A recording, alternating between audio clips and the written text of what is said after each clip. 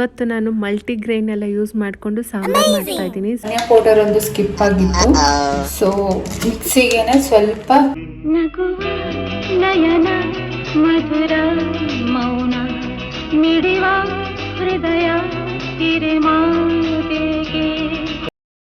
Hi hello ನಮಸ್ತೆ, welcome back to Hemagowda YouTube channel. ಇವತ್ತಿನ blog ಬಂದು ಹೈ ಪ್ರೋಟೀನ್ ಮಲ್ಟಿಗ್ರೈನ್ ಸಾಂಬಾರ್ ಹೇಗಾಗುತ್ತೆ ಅಂತ ಹೇಳಿ ನೋಡೋಣ. ಸಾಂಬಾರ್ ಮಾಡೋಕ್ಕೆ ಬೇಕಾಗಿರುವ ಪದಾರ್ಥಗಳು ಬಂದು ಒಂದು ಟೊಮೆಟೊ ಹಣ್ಣು ತಗೊಂಡಿದ್ದೀನಿ, ಸೊ 5 ರಿಂದ 6 ಈರುಳ್ಳಿ ತಗೊಂಡಿದ್ದೀನಿ. ಸೊ ಇದು ಸಣ್ಣ ಇರೋದ್ರಿಂದ 5 ರಿಂದ 6 ತಗೊಂಡಿದ್ದೀನಿ.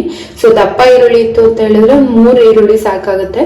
ಸೊ ಇದು ನಮ್ಮ ಮನೆಯಲ್ಲಿ ಖಾರ ತುಂಬಾನೇ ಕಮ್ಮಿ, ಸೊ ನಾನು ಅದಕ್ಕೋಸ್ಕರ 5 ಮೆಣಸಿನ್ಕಾಯಿ ತಗೊಂಡಿದ್ದೀನಿ. ಸೊ ಯಾರಾದ್ರೂ ಖಾರ ಜಾಸ್ತಿ ತಿಂತೀರಾ ಅಂದ್ರೆ ಜಾಸ್ತಿ ತಗೋಬಹುದು. ಸೊ ಇದು ಬಂದು ಹುಣಸೆ ಹಣ್ಣು, ಒಂದು ಸಣ್ಣ ಗೆಡ್ಡೆ ಬೆಳ್ಳುಳ್ಳಿ ತಗೊಂಡಿದ್ದೀನಿ, ಮತ್ತೆ ಸ್ವಲ್ಪ ಕಾಯಿ, ಸ್ವಲ್ಪ ಶುಂಠಿ, ಮತ್ತೆ ಒಂದು ಮುಷ್ಟಿ ಹಿಡಿಯುವಷ್ಟು ಪುದೀನ, ಮತ್ತೆ ಕೊತ್ತಂಬರಿ ತಗೊಂಡಿದ್ದೀನಿ. ಸೊ ಇಷ್ಟು ಪದಾರ್ಥನ ನಾವು ಗ್ರೈಂಡ್ ಮಾಡ್ಕೊಂಡು ಬಿಡೋಣ ಬನ್ನಿ.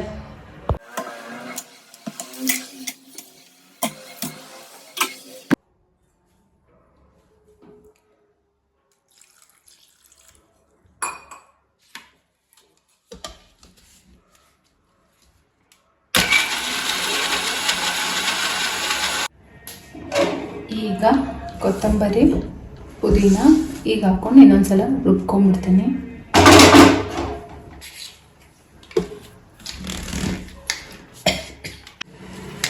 ಧನಿಯಾ ಪೌಡರ್ ಒಂದು ಸ್ಕಿಪ್ ಆಗಿತ್ತು, ಸೊ ಮಿಕ್ಸಿಗೆನೆ ಸ್ವಲ್ಪ ಧನಿಯಾ ಪೌಡರ್ ಹಾಕೊಂತೀನಿ.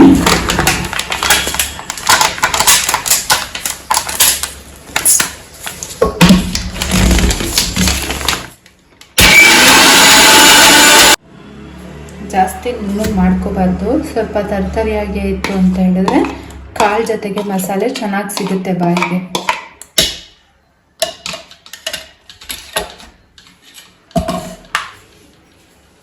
ಸೊ ಇವತ್ತು ನಾನು ಮಲ್ಟಿಗ್ರೈನ್ ಎಲ್ಲ ಯೂಸ್ ಮಾಡಿಕೊಂಡು ಸಾಂಬಾರು ಮಾಡ್ತಾ ಇದ್ದೀನಿ. ಸೊ ಆಲ್ಮೋಸ್ಟ್ ಎಲ್ಲರೂ ದೋಸೆ ಟ್ರೈ ಮಾಡಿರ್ತೀರ.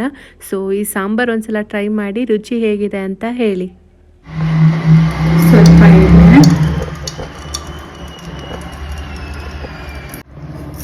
ಸ್ವಲ್ಪ ಸಾಸಿವೆ, ಸ್ವಲ್ಪ ಕರಿಬೇವು,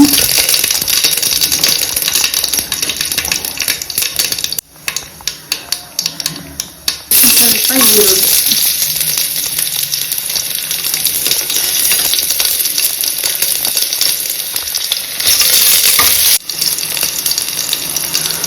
ಸ್ವಲ್ಪ ಚಿಂಟೆಯಷ್ಟು ಅರಿಶಿನ.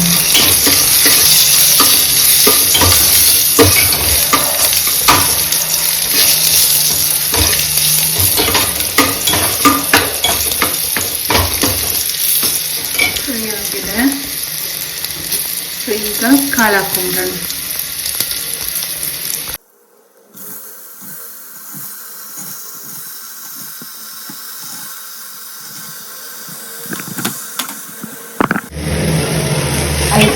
ಉಟ್ಕೊಂಡಾದ್ಮೇಲೆ ಒಂದು 5 ನಿಮಿಷ ಸಾಕು, ಹಂಗೆ ಎಣ್ಣೆಯಲ್ಲಿ ಸ್ವಲ್ಪ ಹುರ್ಕೊಂಡು ಈಗ ಅದಕ್ಕೆ ಮಸಾಲೆ ಹಾಕೊಳ್ಳೋದು. ನಿಮಗೆ ಎಷ್ಟು ಕನ್ಸಿಸ್ಟೆನ್ಸಿ ಬೇಕು, ತಿಳಿಸಾರು ಥರ ಬೇಕು ಅಂದರೆ ತಿಳಿಸಾರು ಥರ ಮಾಡ್ಕೋಬೋದು, ಇಲ್ಲ ಮಾಮೂಲಿ ಗೊಜ್ಜು ಥರ ಒಂದು ಸ್ವಲ್ಪ ಗಟ್ಟಿಯಾಗಬೇಕು ಅಂದರೆ ಗಟ್ಟಿಯಾಗಿ ಕೂಡ ಮಾಡ್ಕೋಬೋದು.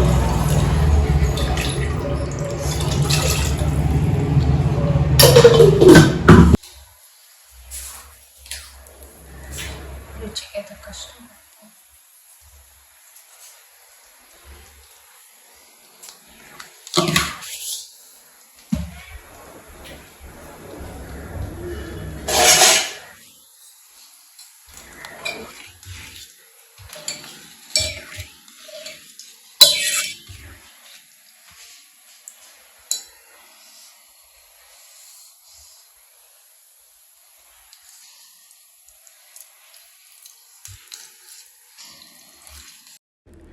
ಸಾರು ರೆಡಿ ಆಗೋಷ್ಟರಲ್ಲಿ ಸ್ವಲ್ಪ ಅಡುಗೆ ಮನೆಯೆಲ್ಲ ಕ್ಲೀನ್ ಮಾಡ್ಕೊಂಡ್ಬಿಡ್ತೀನಿ.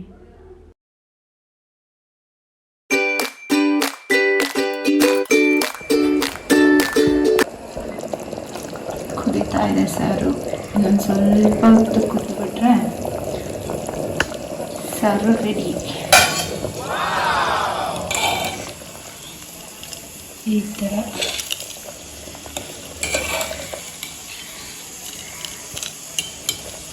ಸೊ ಇನ್ನೊಂದು 5 ನಿಮಿಷ ಕುದಿದ್ರೆ ಸಾರು ರೆಡಿ ಆಗುತ್ತೆ. ಅಷ್ಟೊತ್ತಿಗೆ ಅನ್ನ ಇಟ್ಟಿದ್ದೀನಿ, ಸೊ ಅನ್ನನೂ ಆಗುತ್ತೆ. ಸ್ವಲ್ಪ ಹೊತ್ತು ನಿಲ್ಲಿದ ತಕ್ಷಣ ಬಿಸಿ ಬಿಸಿಯಾಗಿ ಮುದ್ದೆ ಮಾಡಿಕೊಂಡು ತಿನ್ನೋದು.